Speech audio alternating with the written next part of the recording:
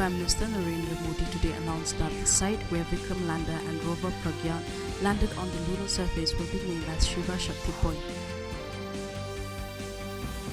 Prime Minister Narendra Modi today called upon the G20 nation to make collective efforts for a future where culture is not just a part of our identity but a driving force for sustainable development, social inclusion and global harmony. He was virtually addressing the cultural ministers meeting of G20. Meghalaya government on Friday approved the setting of 3 medical colleges in the state, one each at Shillong, Dua and Rinpoche district. This was informed by Health and Family Welfare Minister Ampreen Lingdo after a cabinet meeting on Friday.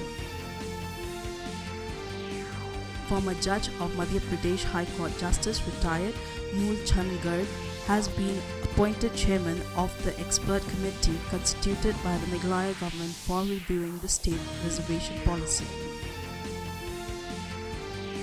In badminton, India's ace shutter H.S. Pranoy has stormed into the semi-finals of the BWF World Championship and secured a medal for the country.